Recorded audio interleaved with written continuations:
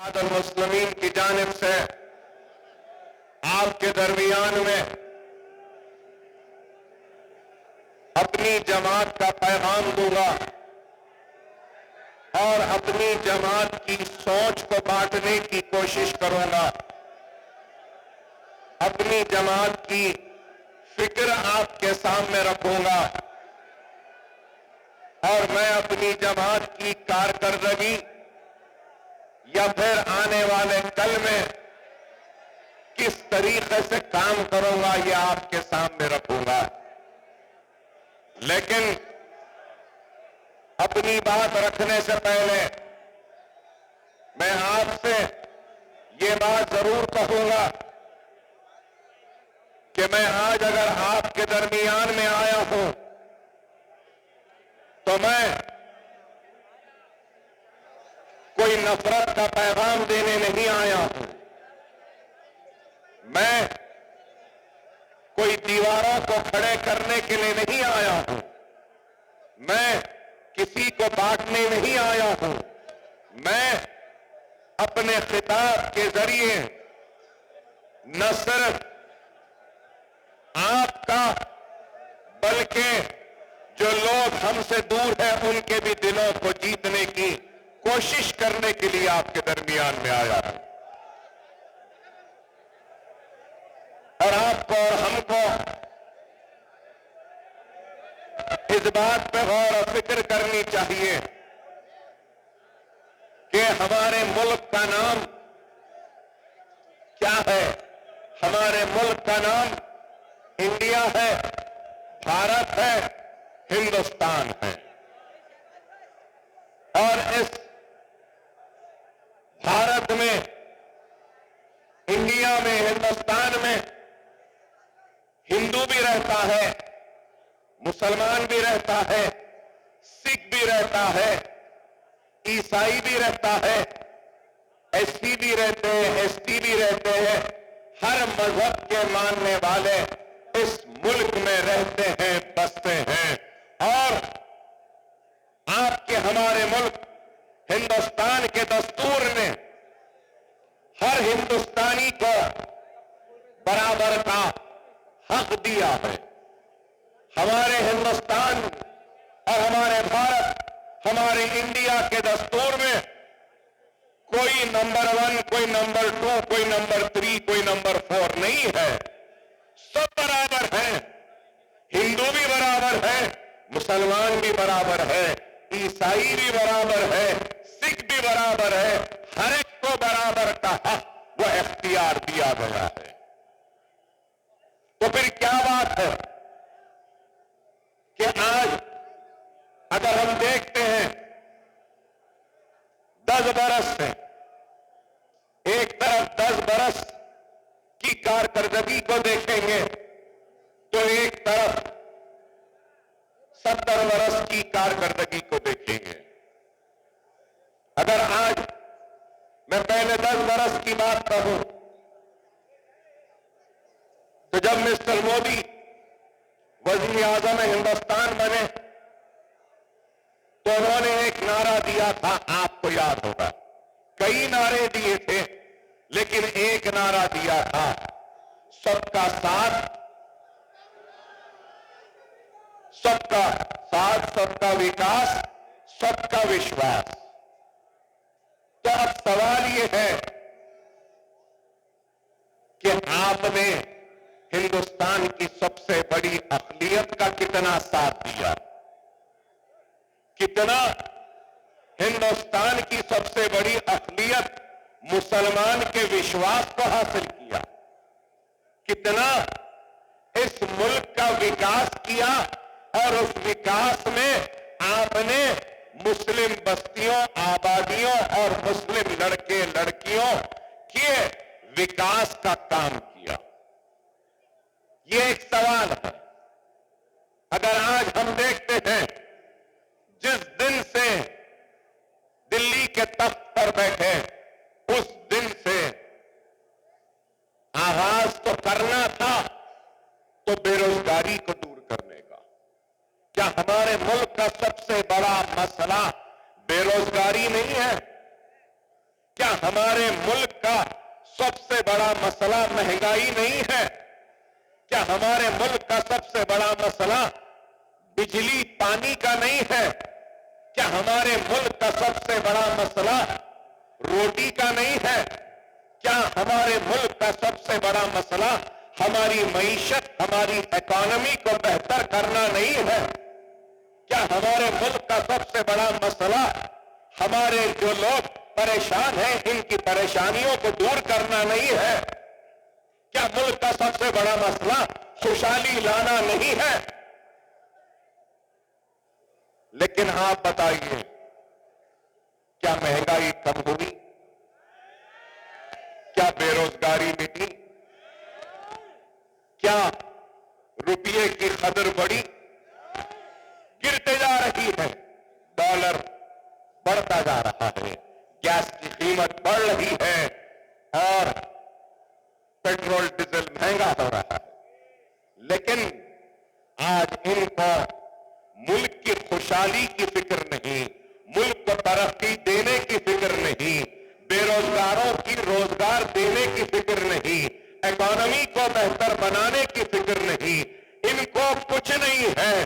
फिक्र है तो सिर्फ क्या, जिस दिन बैठे लव जिहाद, घर वापसी, हिजाब ban, beef ban, Muslim person law खत्म करो, तलाक सलासा लाओ, सीए, एनआरसी और अब क्या है, वक्फ अमेंडमेंट एक्ट। तो मैं आपसे और आपके जरिए आपके हमारे वजीर आजम हिंदुस्तान से पूछना चाहता हूं, आप मुल्क के सबसे बड़े मसाइल पे तवज्जो क्यों नहीं देते? बेरोजगारी को दूर क्यों नहीं करते? आप महंगाई को कम क्यों नहीं करते? आप सनतों का इजाफा क्यों नहीं करते? आज यहां इस मजमे में कई लोग होंगे जो उत्तर प्रदेश के किसी गांव के रहने वाले हैं, कोई बिहार से है, कोई इधर से है, उधर से है। मैं ये कहना चाहता हूं कि कोई भी अपनी रियासत, अपना गांव, अपना शहर नहीं छोड़ना चाहता। अगर उसको उसके गांव में रोजी रोटी मिल जाती तो वो यहां नहीं आता। अरे रोटी की तलाश में आया है, रोजी की तलाश में आया है, खुशहाली की तलाश में आया है। अगर उसको रोजी रोटी, पानी, नौकरी सब मिल जाती तो वो अपने गांव में अपने घर वालों के साथ, अपने खानदान के साथ खुश रहता है। तो क्या किया इन्होंने? इन्होंने क्या किया बताइए? कुछ नहीं किया। एक हिजाब में लड़की पढ़ना चाहती है, पढ़ने नहीं दिया। पहले नारा दिया सबका साथ, सबका विकास, सबका विश्वास। तो दूसरा नारा दिया बेटी पढ़ाओ, बेटी बचाओ। अरे बेटी, क्या बेटी सिर्फ तुम्हारी बेटी बेटी है? मुसलमान की बेटी क्या बेटी नहीं है? अब आप बताइए, क्या हिजाब पहनना गुनाह है? क्या आज इंटरनेशनल कोर्ट ऑफ जस्टिस में हिजाब पहनकर हमारी बहन इंसाफ के लिए लड़ती है? इंटरनेशनल कोर्ट ऑफ जस्टिस में आज दुनिया की कई पार्लियामेंट में हिजाब के साथ एक मुस्लिम लड़की ऐवान में जाकर कानून बनाने के हिस्सेदार बनती है। लेकिन अफसोस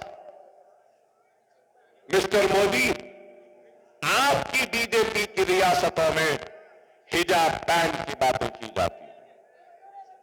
अरे आज हम जब ये सवालात करते हैं तो हमको भड़काऊ कहते हैं।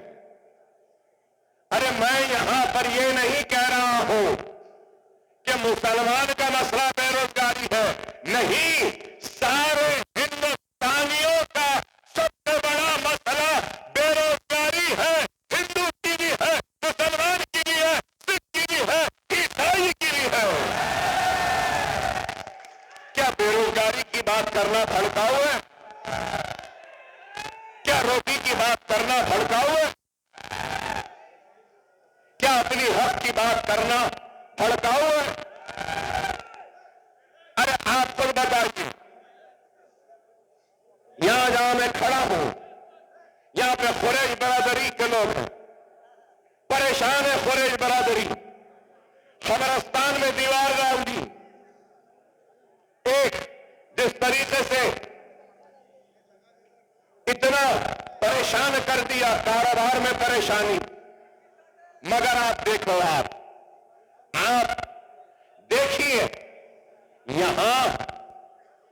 यहां कुरला में और आपके इलाके में एक कुरैशी का मेरा भाई अपना कारोबार नहीं कर सकता, उसको सताया जाता है। गाड़ियां जिस तरीके से लाना है आरटीए, उसकी इजाजत परमिशन नहीं देती, मरने के बाद दफन करने नहीं देते। मैं आज पूछना चाहता हूं, दुनिया में 5 मुमालिक हैं जो सबसे ज्यादा बीफ एक्सपोर्ट कर रहे हैं। दुनिया में हिंदुस्तान का नंबर 4था है। कितना? यहां का गरीब कारोबार नहीं कर सकता, लेकिन मिस्टर मोदी की गवर्नमेंट सालाना 25,000 करोड़ का बीज एक्सपोर्ट कर रहे हैं। वाह वाह वाह वाह। अरे अब मैं बोलूं तो और बुरा दिखेगा, खराब दिखेगा। बीज बैन करने वाले ये हैं।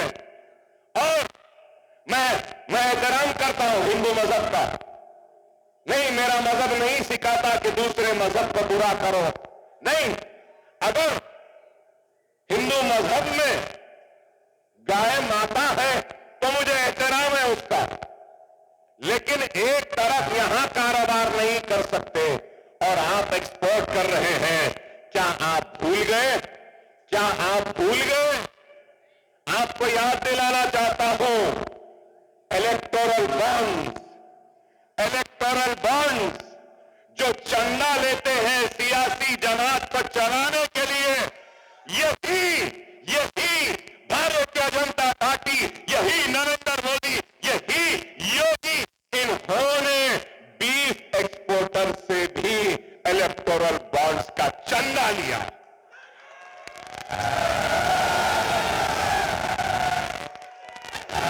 अफसोस, पैसों के लिए तुमने अपने अकीदे, अपने मजहब से भी कॉम्प्रोमाइज कर लिया। आप बताइए, क्या ये हक नहीं है? क्या ये बात गलत है? मैं पूछना चाहता हूं कि क्या दिया? आज मैंने तकरीर सुनी। किसकी? हमारे वजीर दाखिला हिंदुस्तान मोहतरम अमित शाह साहब की। और आप देखो, हमको बोलते हम भड़का रहे हैं। अब तक कोई भड़काऊ बात आई? क्या भड़काऊ भाषण था अब तक? ये आज क्या बोले? अमित शाह ने ये कहा कि वक्फ बोर्ड के जरिए किसानों की जमीन छीन लेंगे, लेकिन जब तक मोदी जिंदा है, बीजेपी है, हम किसानों की जमीन को फेंकने नहीं देंगे। ओहो, आप बताओ, अरे हिंदुस्तान का वजीर दाखिला है, क्या मुल्क में कानून नहीं है? आप बताइए। मैं आपके जरिए हिंदुस्तान के वजीर दाखिला अमित शाह साहब से सवाल करना चाहता हूं। अमित शाह साहब, आपका भी घर होगा, प्रॉपर्टी होगी आपकी, आपके नाम पे होगी, रजिस्ट्रेशन डिपार्टमेंट में रजिस्ट्रेशन हुआ होगा, रेवेन्यू रिकॉर्ड्स में उसका इंदराज होगा। कि ये डोर नंबर, ये हाउस नंबर का ओनर अमित शाह है ना? अब क्या मैं जाके वो घर मेरा है बोल सकूंगा? क्या मैं अमित शाह का घर ले सकता हूं जो कि उनका खरीदा हुआ, उनकी मेहनत के पैसों से खरीदा हुआ घर है? उसके लिंक डॉक्यूमेंट्स हैं, सपोर्टिंग डॉक्यूमेंट्स हैं, रजिस्ट्रेशन डिपार्टमेंट ने रजिस्ट्री की है, उनके नाम पर पूरा रिकॉर्ड है। तो अकबर ओवैसी क्या उनका घर ले सकता है? तो आप बताओ, अगर किसान की जमीन है तो वक्फ बोर्ड क्यों लेगा? वक्फ बोर्ड की जमीन ऐसे ही वक्फ की नहीं हुई। मुंतखब देखते हैं, रिकॉर्ड देखते हैं, देने वाले की ओनरशिप टाइटल को देखते हैं, सर्वे कमिश्नर पूरी इंक्वायरी करता है, उसके बाद में गजीर बनती है। लेकिन इनको जो किए, वजीर दाखिला ये बयान दिए, आज से 3 महीने पहले मिस्टर मोदी ने बयान दिया था मंगलसूत्र चले जाएंगे, अगर 2 है तो 1 चले जाएगी। गया किसका मंगलसूत्र? क्या मजाक है? आप बताओ क्या मजाक है? मोदी, मिस्टर मोदी, तुमको शायद नहीं मालूम होगा और लाजिम है कि मालूम भी नहीं होगा, हिंदुस्तान की मेरी हिंदू बहन में कितनी ताकत है कि वो अपने मंगलसूत्र की खुद इबादत कर सकती है।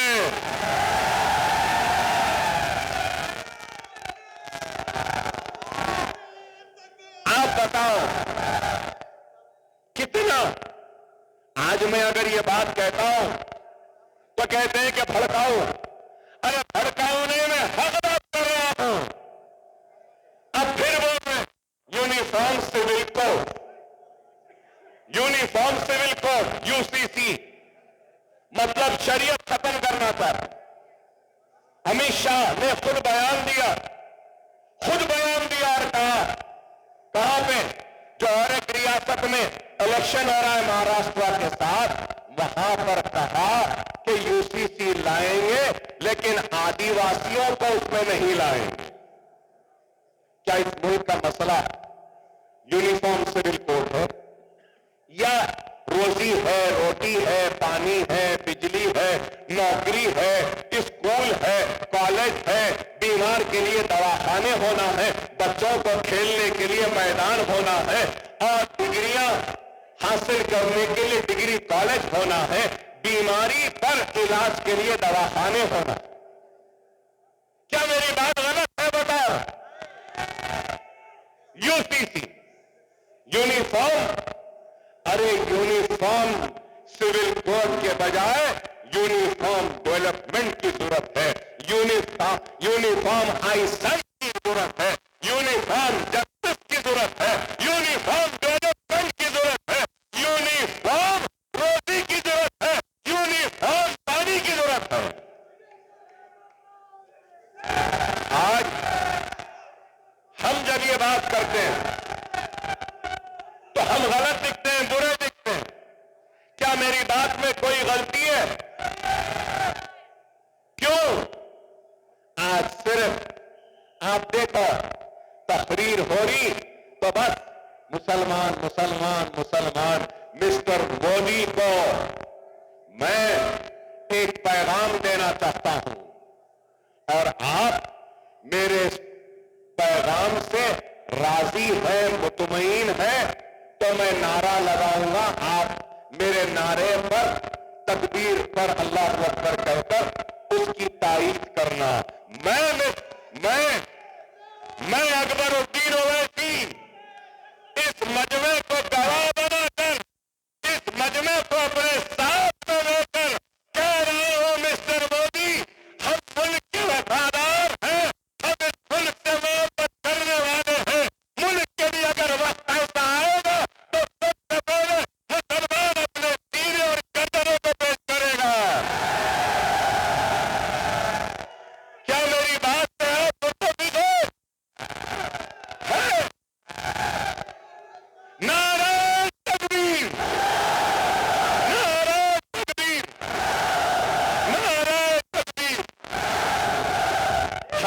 फिक्र छोड़ दो मिस्टर मोदी, रोजी की फिक्र करो, रोटी की फिक्र करो, इकोनॉमी की फिक्र करो, रुपये की फिक्र करो, डीजल और पेट्रोल की कीमत को नीचे लाने की फिक्र करो, सनत लाने की फिक्र करो, गरीबों के लिए स्कूल बनाने की फिक्र करो, बेघरों को घर देने की फिक्र करो, काम करो तो कॉलेजेस बनाने की फिक्र करो, काम करो दवाखाने बनाने की।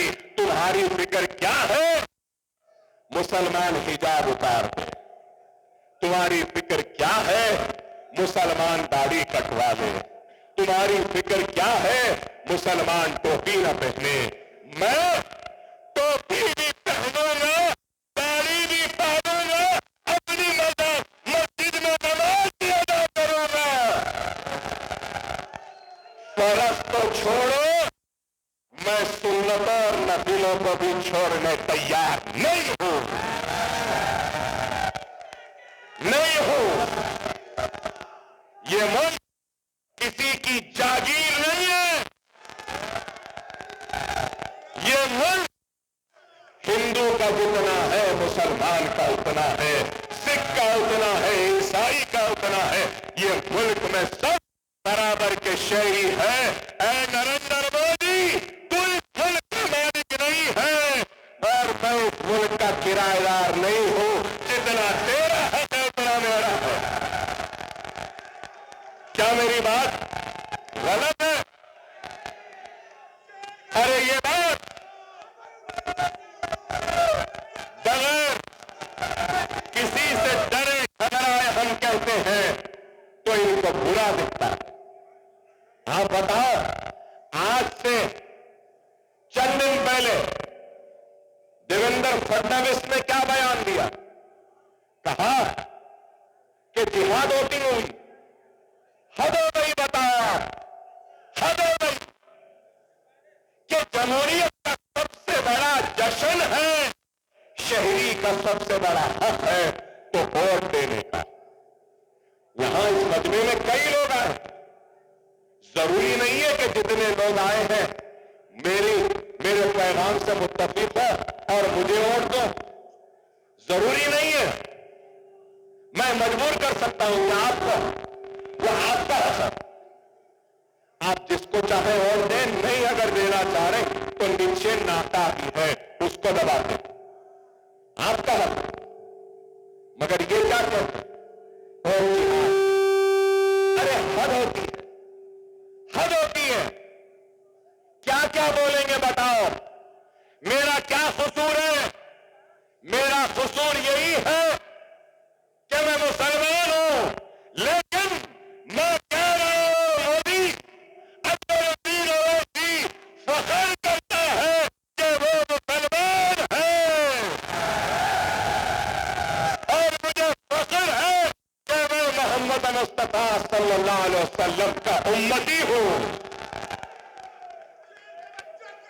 और अगर मुझे मुसलमान होने पर फख्र है, मेरे कलमे पे फख्र है, मेरे आका मोहम्मद मुस्तफा सल्लल्लाहु अलैहि वसल्लम के उम्मती होने पे फख्र है, तो मुझे हिंदुस्तानी व भारतीय व इंडियन होने पर भी नाज है। नाज है कि मैं हिंदुस्तानी हूं, नाज है कि मैं भारतीय हूं, नाज है कि मैं इंडियन हूं। इसलिए कि ये हिंदुस्तान सबका है। माथे पे तिलक लगाने वाले का भी उतना ही हक है जितना चेहरे पे दाढ़ी पालना और सर पे टोपी पहनने वाले का है। ये मुल्क किसी एक का नहीं। ये चाहते हैं कि मुसलमान डर जाए, लेकिन मैं कह रहा हूं हम डरेंगे नहीं, इस वजह से कि हम हिंदुस्तानी हैं। हम घबराएंगे नहीं इसलिए क्योंकि हम मुसलमान हैं। हम जमहूरी व दस्तूरी जिद्दोजहद करें। हम जमहूरी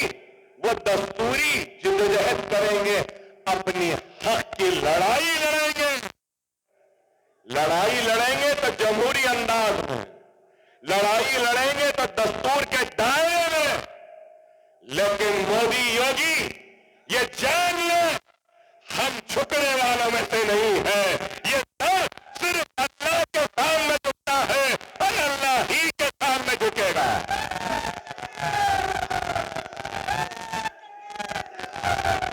इनको तकलीफ है हमसे तो इसलिए कि हम किसी से डरते नहीं, घबराते नहीं। मेरे आका मोहम्मद मुस्तफा सल्लल्लाहु अलैहि वसल्लम ने डरना नहीं सिखाया, तो मेरे आका ने मोहब्बत से दिलों को जीतना भी सिखाया। हम डरते नहीं का मतलब ये नहीं कि हमको दबाते रहेंगे। हम अपनी मोहब्बत, अपने खुलूस, अपनी वफादारी के जरिए हम इस मुल्क में इतने नस्लों से रहे हैं, आने वाली नस्लों तक हम इसी मुल्क में रहेंगे। हम इस मुल्क से जाने वालों में से नहीं हैं। जिनको जाना था चले गए। हम यहां हैं इसलिए कि यह मुल्क हमारा है और इसको हम हमारा मानते हैं, इसलिए हम यहां हैं। मोदी योगी फिक्र करना है तो इस बात की फिक्र करो कि अयोध्या में बाबरी मस्जिद को शहीद किया, अयोध्या में मंदिर भी बना दिए, राम लल्ला वहां पर हैं, श्री रामचंद्र जी का मंदिर भी बन गया, सब हो गया। मिस्टर योगी बताओ, अयोध्या क्यों हार गए थे? क्यों हारे? क्यों हारे? शायद मेरी बात खराब दिखेगी, मगर मैं ये मानता हूं कि गंगा वाकई बहुत खराब है, पोल्यूशन है, उसको साफ करना है, गंदगी को निकालना है। लेकिन अगर ऊपर वाला भगवान अल्लाह गॉड अगर गंगा मैया को जबान देगी तो गंगा मैया भी कहेगी कि मेरी गंदगी को छोड़ो, पहले बीजेपी और ये आरएसएस की गंदी सोच को खत्म करो, उसके बाद मेरी गंदगी को खत्म करो।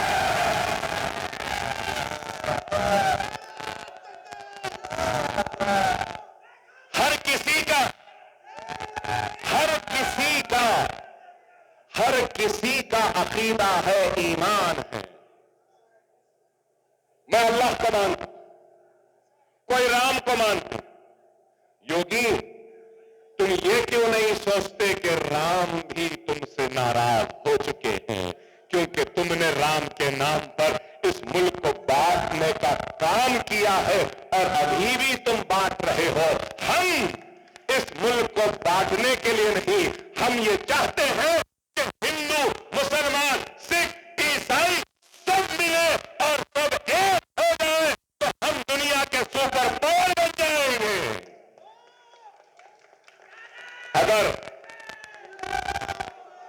मेरे आज के जलसे का पैगाम है तो यही है कि मुसलमानों, मेरे हिंदू भाइयों, मेरे ईसाई भाइयों, मेरे सिख भाई, मेरे पारसी भाई, सब हिंदुस्तानियों से मेरी अपील है कि ये बीजेपी के बहकावे में ना आओ, इनकी बातों में ना जाओ, अपने आप को मजहब के नाम पे अलग न करो, एक हो जाओ तो वो दिन दूर नहीं, दुनिया पे हम राज करेंगे, हमारी ताकत होगी, हिंदुस्तान सब पे ताकतवर होगा।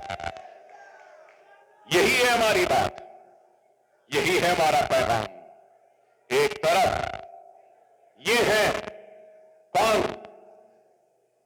बीजेपी, शिंदे सेना, पवार नेशनलिस्ट कांग्रेस।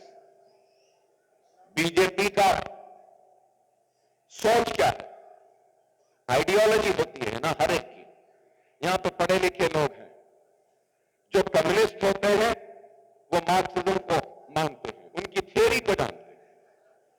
जो कैपिटलिस्ट होते हैं वो कैपिटलाइजेशन पर, सोशलिस्ट होते हैं, है ना, सोशलिस्ट, हिंदुत्व।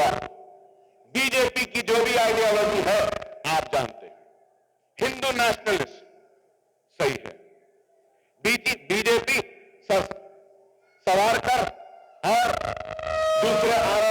कौन बना? गोलवालकर। सावरकर और गोलवालकर को आइडियोलॉजी को मानने वाले। नेशनलिस्ट कांग्रेस मराठा और फिर सेक्युलर बोलती है, सब बोलती है अपने आप। शिवसेना भी सावरकर और गोलवालकर की थ्योरी को मानती है। सही है ना मेरी बात? अब सवाल यह है कि कांग्रेस उद्धव ठाकरे सेना के साथ और फिर उसके साथ एनसीपी के साथ। तो मेरा सवाल यह है, मैं शरद पवार साहब से भी पूछना चाहता हूं, मैं राहुल गांधी से भी जानना चाहता हूं, क्या आप सावरकर को और गोलवालकर को मानते हैं या नहीं? उनको हीरो मानते हैं या नहीं? सवाल ये। मगर मैं बताना यह चाहता हूं, राहुल गांधी तो कई जलसों में कहते हैं कि सावरकर को हम नहीं मानते, आरएसएस की थ्योरी को हम नहीं मानते। फिर आज आप शिवसेना ठाकरे के साथ इत्तेहाद करे हैं, तो मैं पूछना चाहता हूं, क्या आप उनको महात्मा गांधी का सबक पढ़ाने में कामयाब हो गए या वो सावरकर का सबक आपको पढ़ाने में कामयाब हो गए? बोलो ना। ये भड़काऊ नहीं है ना भाई? भड़काऊ नहीं है ना? ये सवाल है। सवाल का जवाब दीजिए। मेरी आइडियोलॉजी क्या है? मजलिस की आइडियोलॉजी ये है कि हम सबको साथ लेकर जाएंगे, और हमारी आइडियोलॉजी ये है कि हम हिंदुस्तान की सबसे बड़ी अक़लियत मुसलमानों के हक की लड़ाई लड़ेंगे।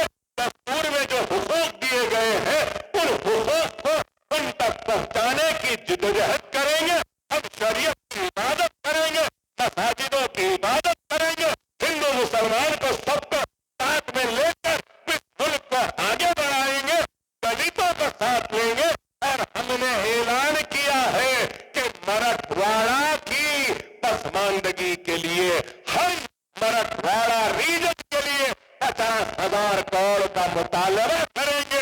और हमारी आइडियोलॉजी ये है कि मराठों को रिजर्वेशन मिलना चाहिए, और मराठों के साथ हमको भी कुछ रिजर्वेशन मिलना चाहिए।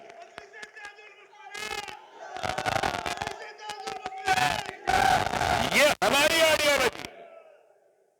क्या आइडियोलॉजी में चलो मीडिया वाले फिर चलाएंगे। मेरा तो ये हाल है, यूं देखा तो परेशानी। अब तो घड़ी देखना भी बंद कर दे रहा हूं। अरे भाई, मैं पूछ रहा हूं आपसे, और मैं कह रहा हूं, क्या मुसलमान की बात कर रहा हूं तो कल बोलेंगे ये मुसलमान की बात कर रहे हैं? अरे देखिए, मैं 6 टाइम का एमएलए हूं। कितना? 6 टाइम, अल्हम्दुलिल्लाह। 25 बरस का था, आज 50 का हूं। मुसलसल जीतते जा रहा है, और जब जीतता हूं तो मैं अल्लाह के नाम से कसम खाता हूं, दस्तूर पे हलफ लेता हूं कि मैं इस मुल्क का वफादार रहूंगा, और इस मुल्क के कमजोर पिछड़े लोगों की मदद करूंगा, और जो पीछे है उसको आगे लाऊंगा। जो पिछड़ा है उसको ताकतवर बनाऊंगा।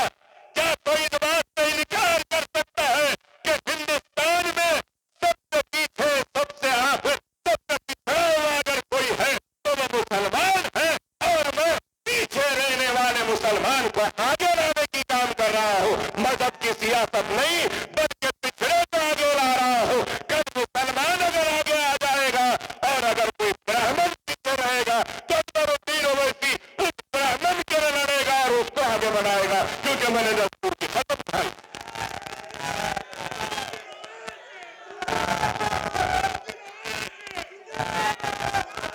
मगर ये क्या चाहते हैं?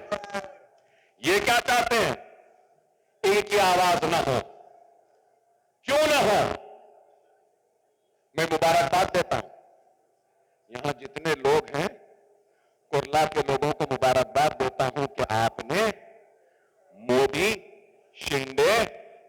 पवार को पार्लियामेंट के इलेक्शन में हराया।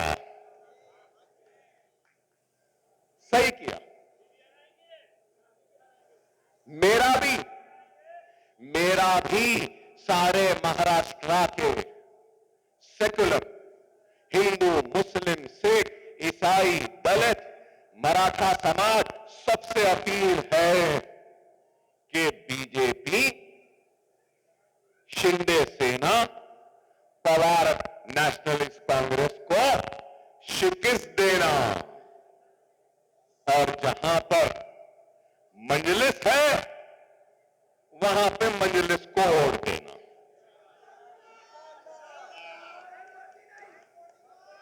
देखिए, मैं आपसे नहीं तो किससे मांगू मेरे भाई?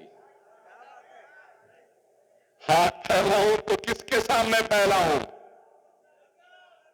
क्या मोदी से मांगू या तुमसे मांगू? योगी से बोलो या आपसे बोलो?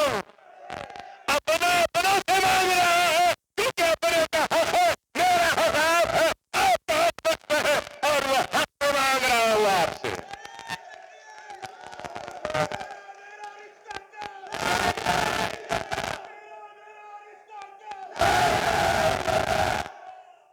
आज वक्त है, हालात है, मैं कह रहा हूं, जोरदार इंतखाबी कशमकश चल रही है। याद रखो, एक वक्त होता है बीज के बोने का, दूसरा वक्त होता है उस फसल को तैयार करने का, और तीसरा वक्त वो होता है जब फसल तैयार हो जाती है तो उसको काटने का। हम 10 बरस पहले आए थे, बीज लगा के गए, और वो बीज एक फलदार दरख्त बन गया है। इस दरख्त को काटो नहीं, ये काटने का वक्त नहीं, फल खाने का वक्त है मेरे भाई, याद रखो। और फल खाने का वक्त है, इसलिए कह रहा हूं, नहीं मालूम, आइडियोलॉजी तो बाकी नहीं रही, इन्हें इनके साथ, उन्हें उनके साथ, उन्हें उनके साथ, इन्हें इनके साथ। इलेक्शन दो मिलकर लड़ते, इलेक्शन के बाद दोनों बिछड़ गए। Tata bye bye, Uddhav Thackeray बोले चले गए, फडणवीस टाटा बोले चले गए। फडणवीस मोदी बोले हाँ हम तो छोड़ के जाते, हम तुमको तोड़ देंगे, तोड़ दिए। आधा इधर आधा उधर, वो इधर। अब इलेक्शन के बाद में कोई ताज्जुब की बात नहीं है, कोई ताज्जुब की बात नहीं है कि उद्धव ठाकरे फिर से मोदी जी कह के हाथ मिला लेने को कम नहीं है। कोई ताज्जुब की बात नहीं है कि फिर से शरद पवार मोदी से भी हाथ मिला सकते हैं, अजित पवार फिर से शरद पवार के पास भी जा सकते हैं। बहरहाल कोई यकीन नहीं है, कोई भी कहीं भी जा सकता है, जिसको जहां जाना है जाओ। मेरे प्यारे मुसलमानों, तुम यहां आ जाओ, हम इस सबको नचाएंगे, ये समझो।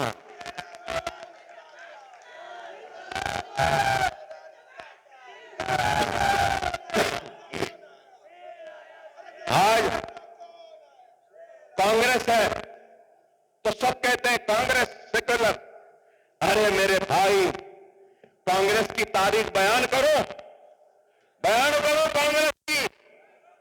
1961 जबलपुर का किताब कांग्रेस की देन, 1962 अलीगढ़ का किताब कांग्रेस की देन, अक्टूबर 62 का फिसाब मीरठ का यूपी में कांग्रेस की देन, 1964 में कलकत्ता जमशेदपुर बिहार में रोड किला का फिसाब कांग्रेस की देन, 1968 में करीमगंज का फिसाब कांग्रेस की देन, 1969 में अहमदाबाद का फिसाब कांग्रेस की देन, 1970 भिवंडी का फिसाब कांग्रेस की देन, 1974 का दिल्ली का फिसाब कांग्रेस की देन, 1978 हैदराबाद का फिसाब कांग्रेस की देन, 1979 का फिसाब जमशेदपुर बिहार कांग्रेस, 1980 मुरादाबाद कांग्रेस, 1981 बिहार शरीफ कांग्रेस, 1981 हैदराबाद 50 कांग्रेस इस मुल्क को 50,000 फिसादात देने वाली कांग्रेस। मेरठ उत्तर प्रदेश 1982 बड़ौदा नीली का फिसाद, फिर बॉम्बे भिवंडी का फिसाद। अरे अगर आज कांग्रेस अगर सही काम करती, अच्छा काम करती और गुजरात को जलाने वालों को सही सजा देती तो आज हमको ये दिन देखना नहीं पड़ता। सही है? नाम नहीं ले रहा हूं लेकिन समझ रहे हैं ना? ये है। अरे मैं कह रहा हूं हमारा कोई नहीं है, अपना ही अपनों की फिक्र करता है, अपना ही अपनों को तड़पता है, अपना ही अपनों के दुख दर्द पे आवाज उठाता है। क्या सीए एनआरसी पर असदुद्दीन ओवैसी ने आवाज नहीं उठाई? क्या वो बिल को फाड़ कर नहीं फेंका? क्या तलाक़े तलाक़ा पे असदुद्दीन ओवैसी तन्हा पार्लियामेंट में खड़ा होकर लड़ा नहीं? क्या बिल्किस बानो के रेप करने वालों के खिलाफ क्या आवाज असदुद्दीन ओवैसी ने नहीं उठाई? क्या आज वक्फ बिल के लिए क्या आवाज उठाने वाला असदुद्दीन ओवैसी नहीं है?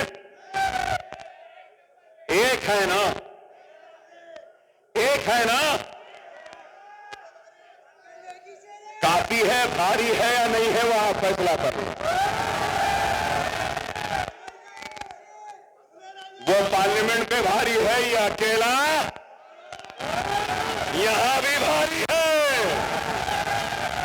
आप साथ है ना? याद रखो, अगर मेरी आवाज में गर्व है, मैं ताकत है, जज्बा है, बलबला है, हिम्मत है, अल्लाह उसके रसूल की खत्म। ये मेरी हिम्मत नहीं, आपके इत्तेहाद की हिम्मत है, आपकी दुआओं की ताकत है, आपके साथ की है। अगर आप नहीं तो मैं नहीं, अगर आप नहीं तो मैं नहीं, और आप और हम नहीं तो कुछ नहीं। मैं तुम्हारे व्यवहार की लड़ाई लड़ रहा हूं, मैं तुम्हारी हक की लड़ाई लड़ रहा हूं, मैं तुम्हारी इज्जत की लड़ाई लड़ रहा हूं, मैं तुम्हारे हुकूक की लड़ाई लड़ रहा हूं। ऐ मेरे प्यारे भाइयों, आओ इस कमजोर अकबर ओवैसी को ताकत दे दो, अपने इत्तेहाद की ताकत।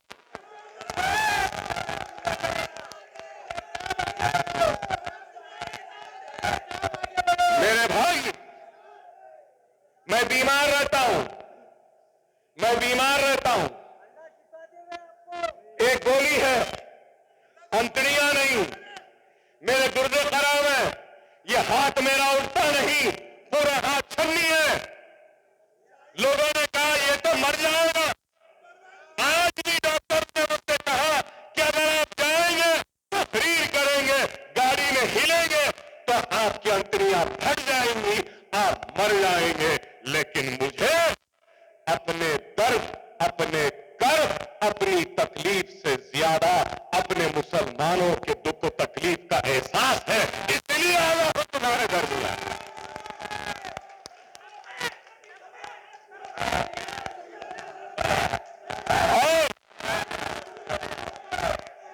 और मैं आया महाराष्ट्र में, मैं महाराष्ट्र में आया तो कानून के मुहाफिजों ने मुझे नोटिस दे दी, ऐसा बड़ा जिसको मैं लव लेटर समझता हूं। मैं बहुत चाहता हूं इन पुलिस वालों को, इस वास्ते कि ये दिन रात इतनी मेहनत करते, इतना काम करते, ये भी मुझे पलट के उतना ही चाहते हैं। Thank you sir, thank you. मुझे नोटिस दिया, आप ऐसा नहीं बोलना, वैसा नहीं बोलना, ये नहीं, मेरा जी अच्छी बात बोल के बस सफत करा दे दिया। अब मैं मेरे पुलिस वाले, खाकी वर्दी वाले बहादुर सिपाहियों से, मेहनत करने वाले सिपाहियों से एक मंजूरी आपके जरिए लेकर उन तक पहुंचाऊंगा। क्या है ये? जला जलसा आज मुतालबा करता है महाराष्ट्र की हुकूमत और महाराष्ट्र की पुलिस से कि रसूलुल्लाह सल्लल्लाहु अलैहि वसल्लम की शान में गुस्ताखी करने वाले को गिरफ्तार करो, पकड़ के लाओ, जेल में डालो।